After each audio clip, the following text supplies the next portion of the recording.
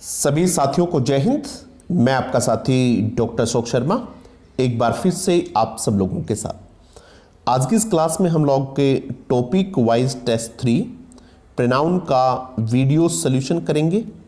एक एक क्वेश्चन को ठीक ढंग से समझने का प्रयास करेंगे, ये जानने का प्रयास करेंगे कि राइट आंसर कौन सा है, सही आंसर के अलावा जो 3 ऑप्शंस हैं वो सही क्यों नहीं है।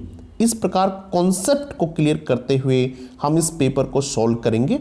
आप लोग भी एग्जाम में इसी अप्रोच के साथ पेपर सॉल्व कीजिएगा, निश्चित रूप से बहुत अच्छा रिजल्ट होता है इसका।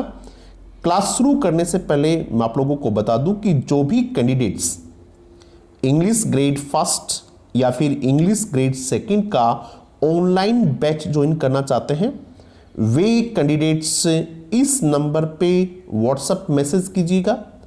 आप व्हाट्सएप मैसेज करेंगे तो आपको कोर्स की कंप्लीट जानकारी के साथ साथ डेमो क्लास, लिटरेचर, ग्रामर की सैंपल नोट्स, किस प्रकार के नोट्स आपको प्रोवाइड करवाए जाएंगे, सैंपल टेस्ट पेपर, किस प्रकार के टेस्ट आपके होंगे, सभी आपको प्रोवाइड करवा दिए जाएंगे। उसके बाद आपको लगे कि बेस्ट क्वालिटी है, बेस्ट टीचिंग टेक्निक है, तो आप कोर्स ज्वाइन कर सकते हैं।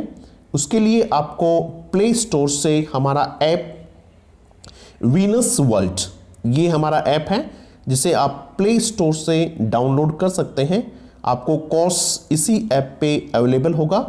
अब अपन क्लास शुरू करते हैं, किस प्रकार से पेपर को सोल्व करना चाहिए आपको और किस प्रकार से मैं टेस्ट पेपर का सॉल्यूशन कराता हूं, आप देखिएगा।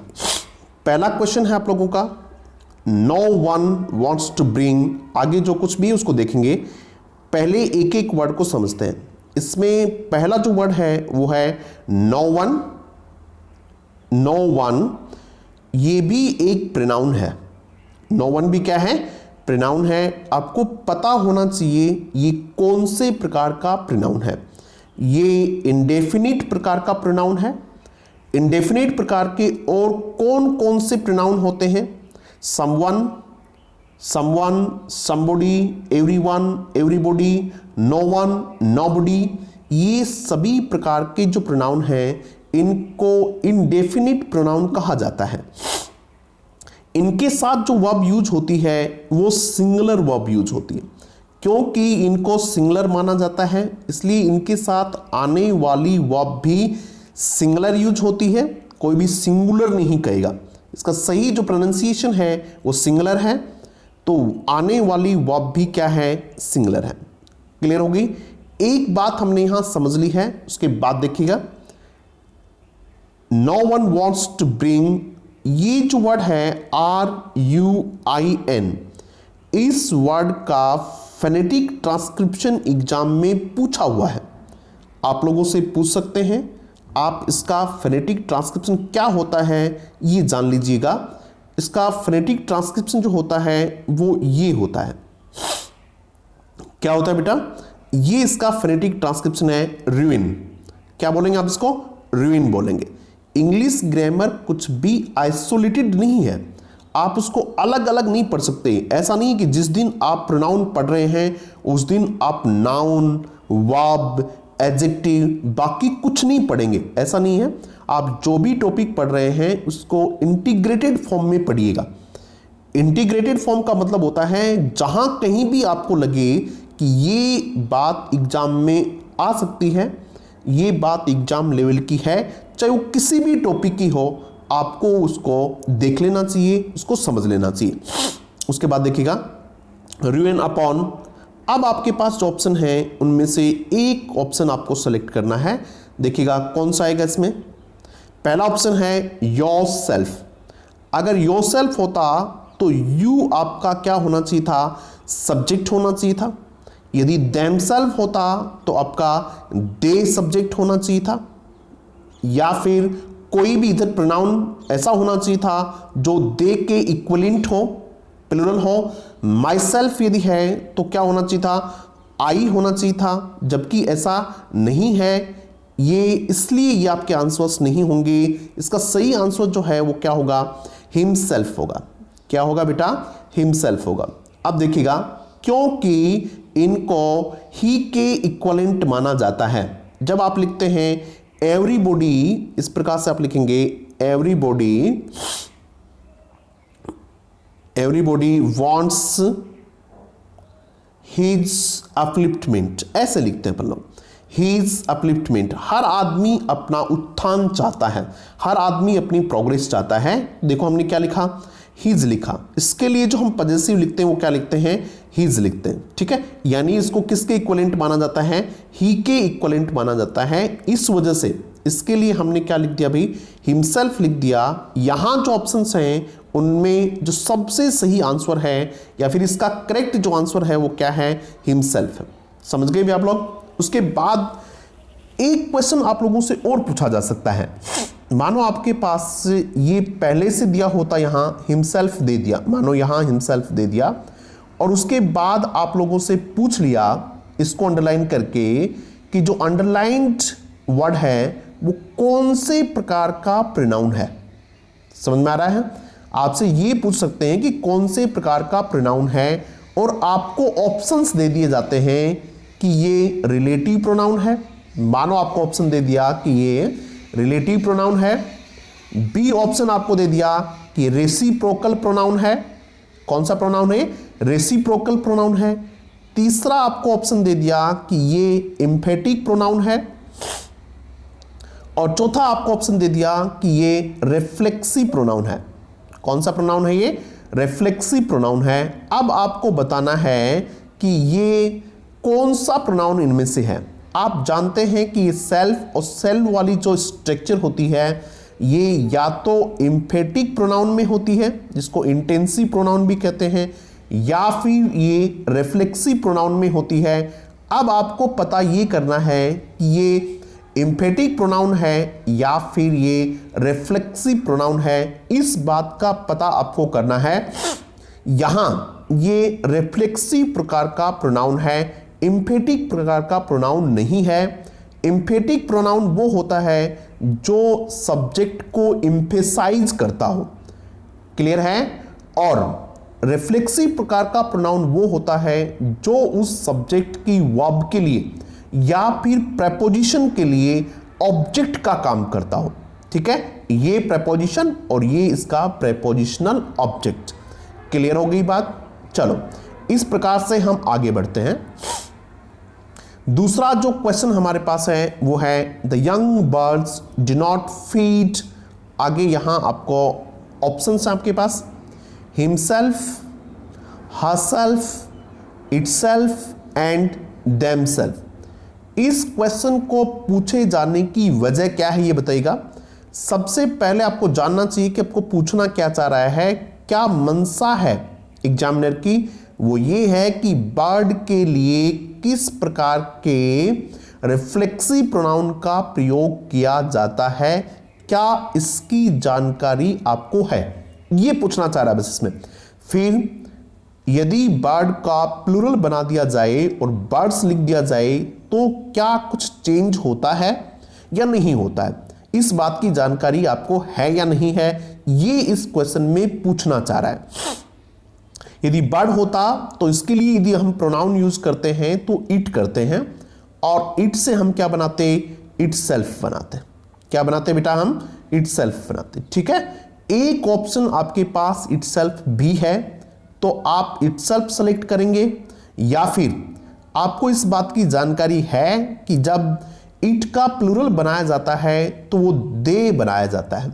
क्या बनाया जाता है, दे, और यहां हमने बर्ड का क्या बनाया, प्लूरल बनाया, बर्ड्स, तो इट की जगह क्या हो गया, ये दे हो गया, और दे के लिए इट सेल्फ यूज नहीं होगा, क्या यूज होगा, देम सेल्फ यूज होगा। क्लियर है भाई बात। इसलिए इसका सही आंसर क्या है, देम सेल्फ है। यदि यही क्वेश्चन हमारा कैसा होता, द यंग बर्ड, यदि यहां BIRD बर्ड दिया होता तब हम इसमें सही आंसर क्या लिखते भाई, इट सेल्फ लिखते। ये भी बात समझ में आ गई।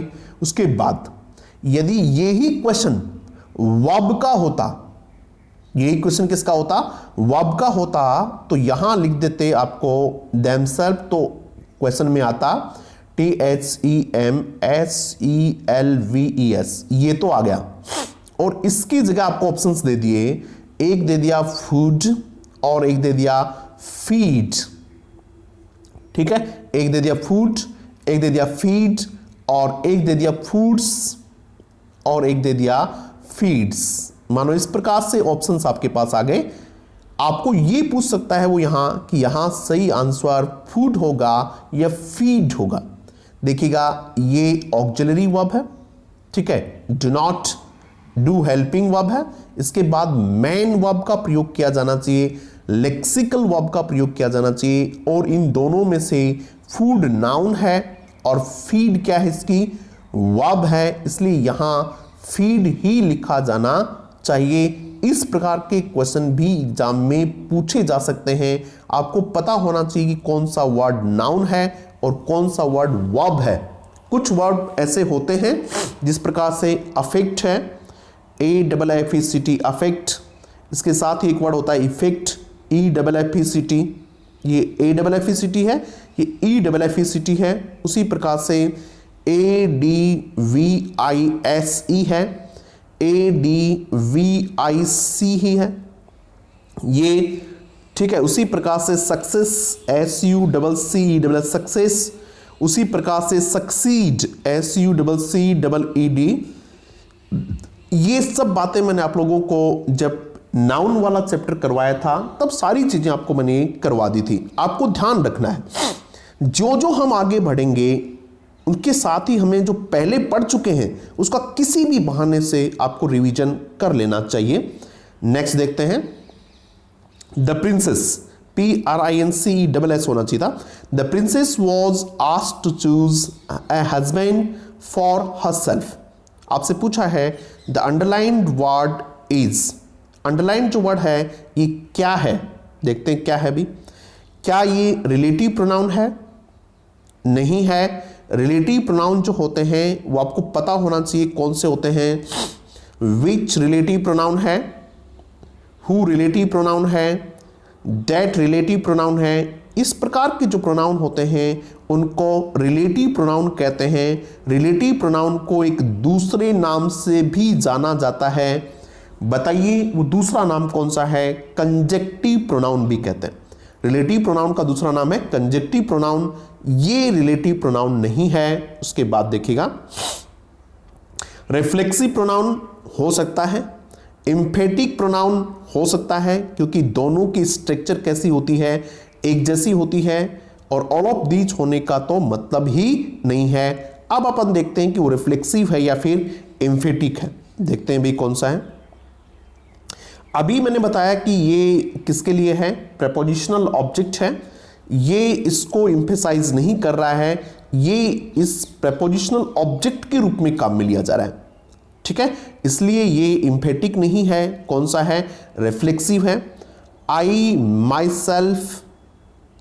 माई सेल्फ डू दिस, मैं खुद ये करता हूं।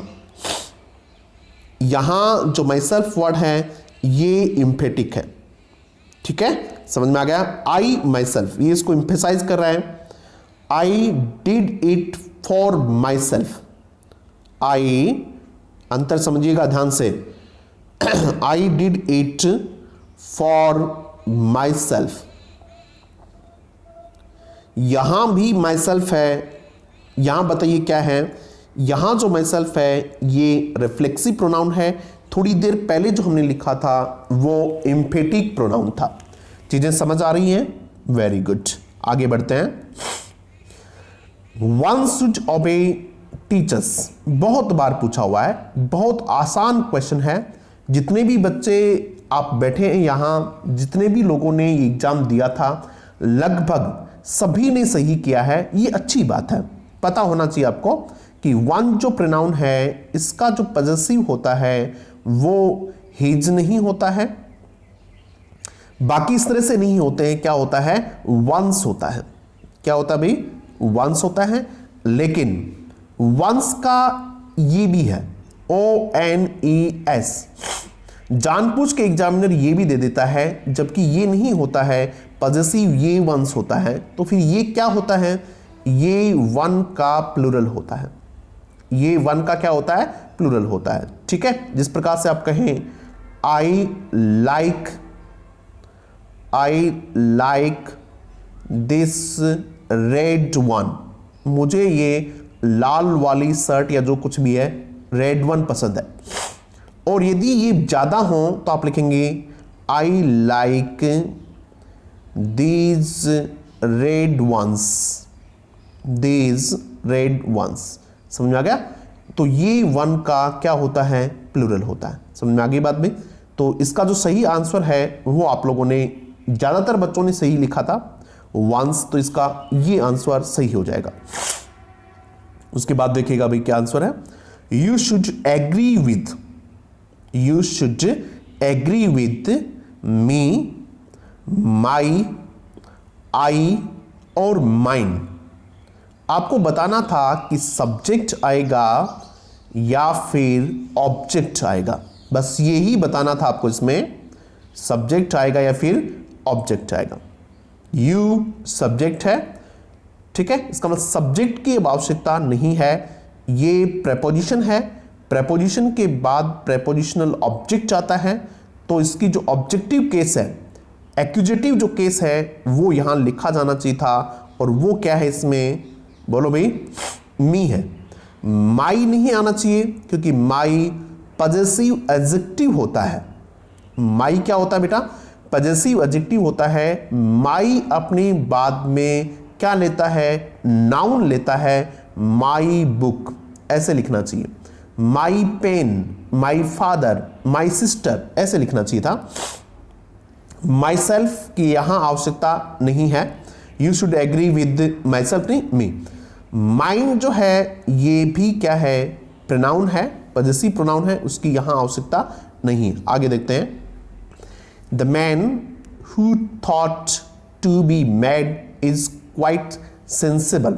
सेंसिबल का मतलब समझदार है। इसका देखिएगा अब यहां आप लोगों को लगेगा, बहुत सारे बच्चों को, कि सर सब्जेक्ट के तुरंत बाद हमें किसका प्रयोग कर देना चाहिए, हु का यूज कर देना चाहिए, जबकि इसमें हु का यूज नहीं है। क्यों नहीं है वो जान लीजिएगा। हु जो है ये नॉमिनेटिव केस में यूज होता है, NOMINATIV। कौन से केस में भी, नॉमिनेटिव केस में यूज होता है। नॉमिनेटिव केस का मतलब होता है ये सब्जेक्ट के रूप में यूज होता है, जिसके रूप में, सब्जेक्ट के रूप में। ठीक है, अब देखिएगा, ये एक सब्जेक्ट तो ये है कि the man is quite sensible, we thought him, यहां ये पूरा सेंटेंस ऐसे था, we thought him to be mad, ऐसा ही था ये।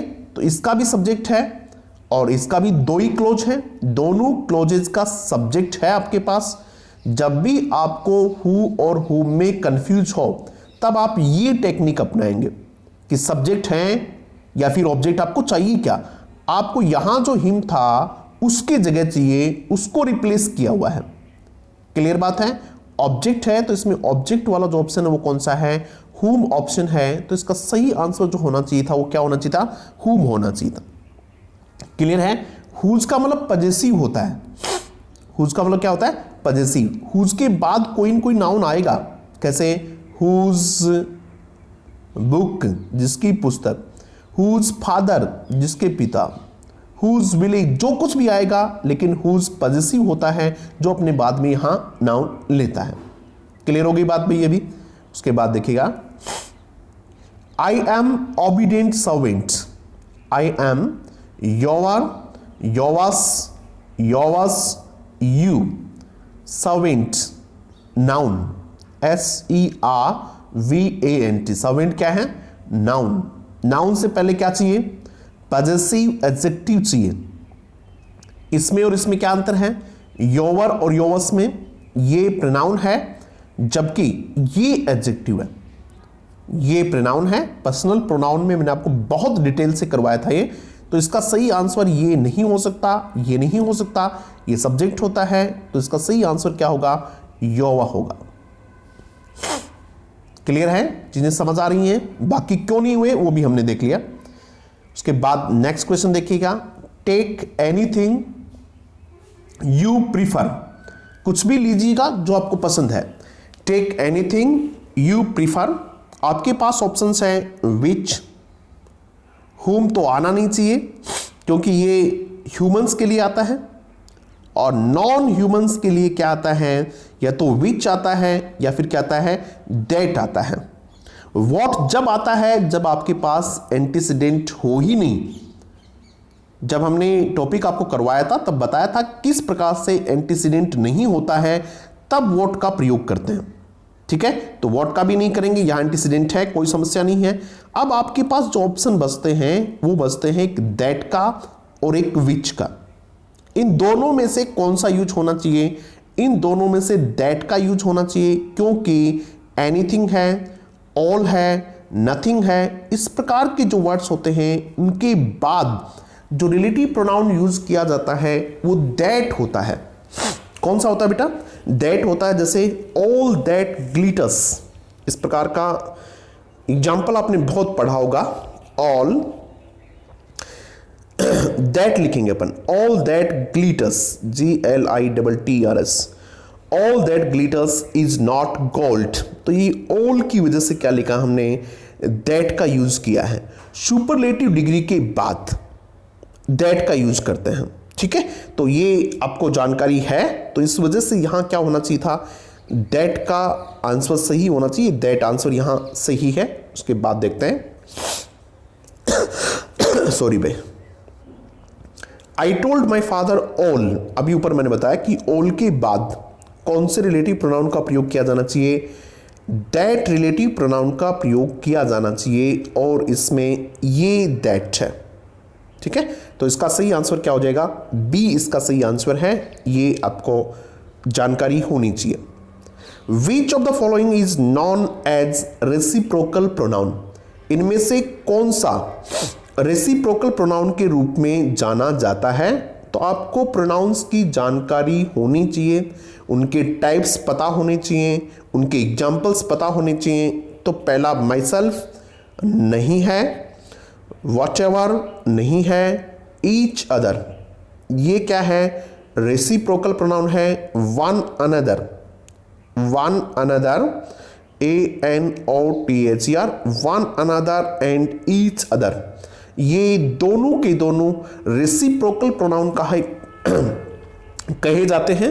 वन अनदर का प्रयोग दो से ज्यादा के लिए होता है।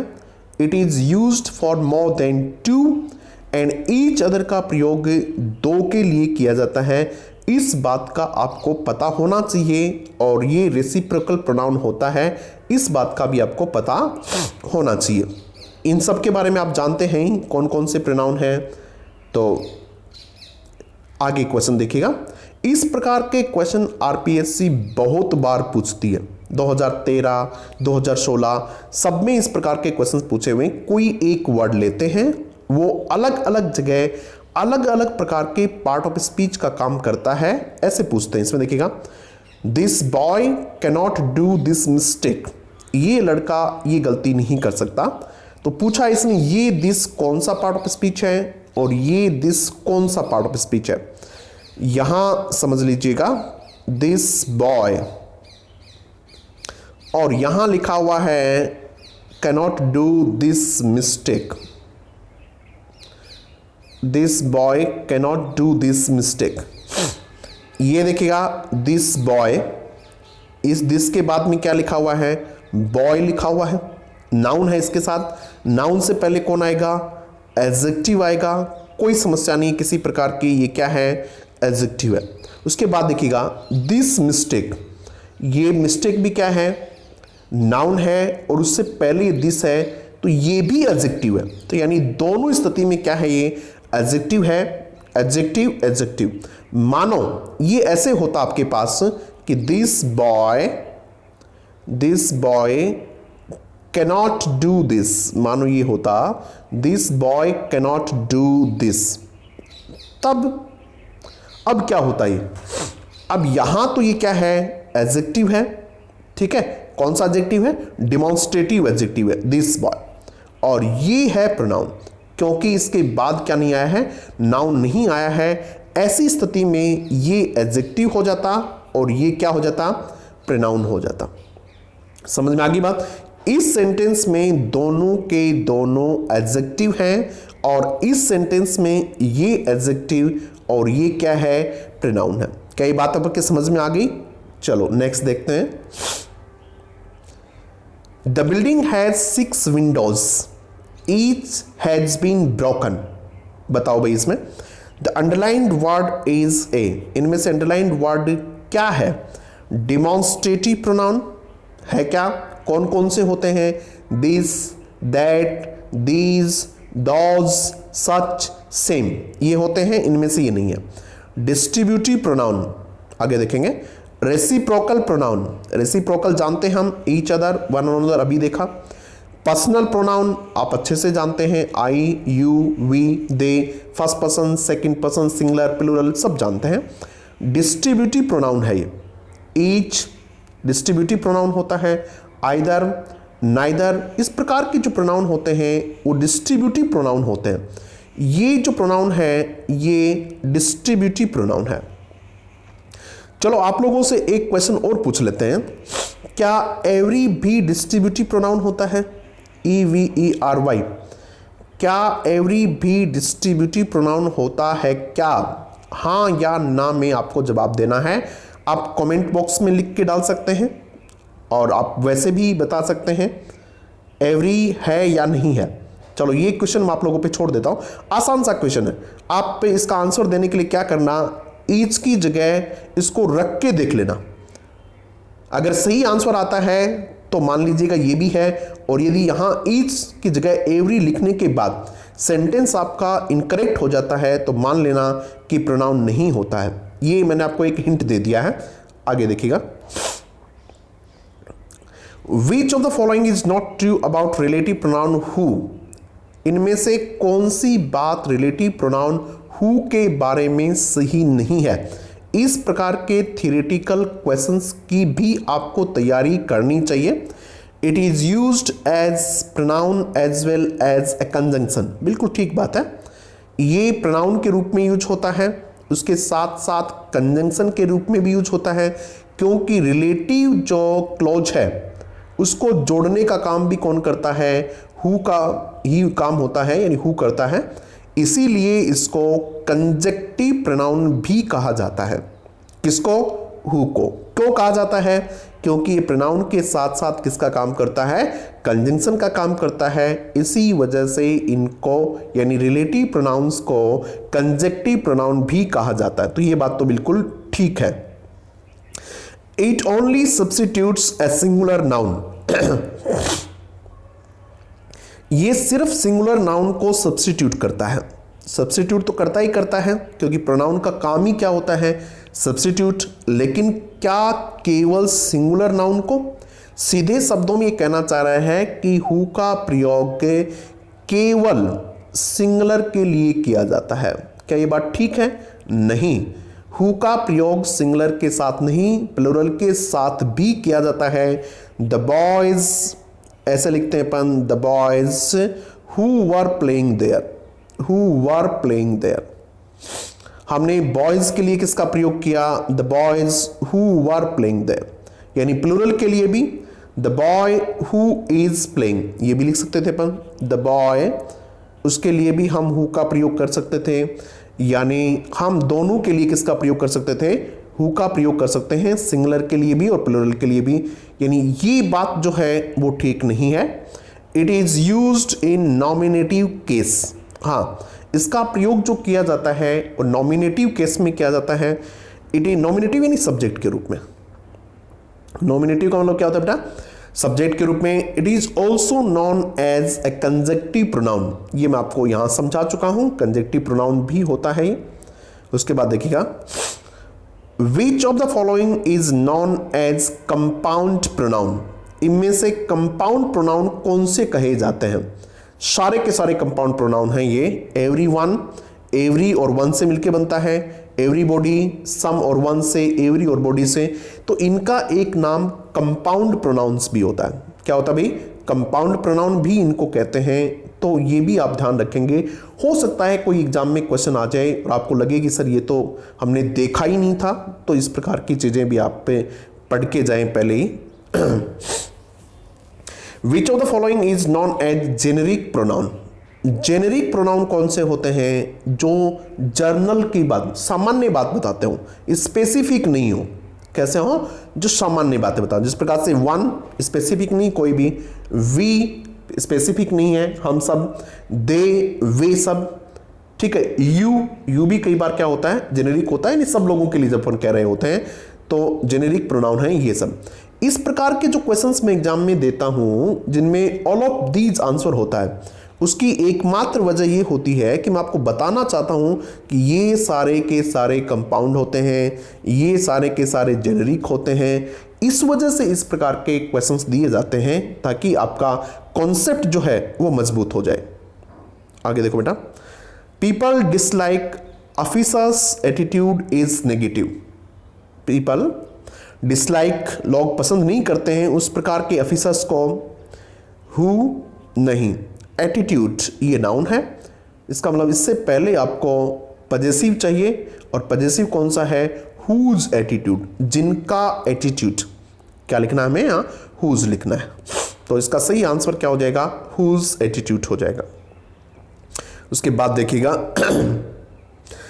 The computers were brought last year are out of use.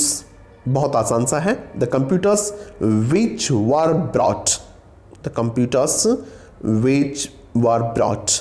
विच ऐसा है जिसकी नॉमिनेटिव और एक्यूजिटिव केस सेम होती है। ऐसा ही ये सब्जेक्ट होता तब भी विच ही लिखा जाता है, और ऑब्जेक्ट होता है तब भी क्या है? विच ही लिखा जाता है। तो ये भी आप ध्यान रखेंगे। I could not walk in Mary's room, मैं मैरी के रूप में काम नहीं कर सका उसके रूम में। Is smaller then, her is smaller नहीं, हर के बाद में तो आपको नाउन लिखना पड़ेगा। हर रूम इज तब ठीक रहता, हर्स तो ठीक है लेकिन फिर योवर के साथ भी लिखना पड़ता, ठीक है ना। तो इसका सही आंसर जो है वो कौन सा है? हर्स एंड योवर्स, ये इसके सही आंसर है। दोनों जगह ही आपको क्या चाहिए? प्रोनाउन चाहिए। Hers is smaller than yours, उसका कमरा तो आप वाले से भी छोटा है। दोनों के साथ नाउन यूज नहीं हुए हैं, इसलिए क्या आना चाहिए? हर्स या योवर्स आना चाहिए। मानो ये ऐसा होता, इससे पहले यहां लिखा होता रूम, तब क्या लिखते आप? तब लिखते आप her room is smaller than yours, ठीक है। और मानो इधर भी क्या लिखा होता? रूम लिखा होता, तब आप क्या लिखते? Her room is smaller than your room, तब आप ऐसे लिखते। लास्ट क्वेश्चन है भैया इस टेस्ट का। Rahul shoes look very dirty, उसके जूते बहुत खराब दिख रहे हैं। डोंट ही ब्रिंग क्लीन, बताओ भाई इसका आंसर क्या होगा? क्लीन वंस, ठीक है। मैंने आपको बताया था इसी टेस्ट के दौरान कि वन का जो प्लूरल होता है वो क्या होता है? वंस होता है। तो यहाँ हमें शूज के लिए चाहिए, तो क्या लिखेंगे अपन? यहाँ वंस लिखेंगे। इस प्रकार से हमने इस पेपर का सॉल्यूशन किया। आशा करता हूँ कि चीज़ें आपको ठीक लगी होंगी। यदि ठीक लगी हो तो इसको अपने साथियों को भी जरूर शेयर कीजिएगा। Thank you very much.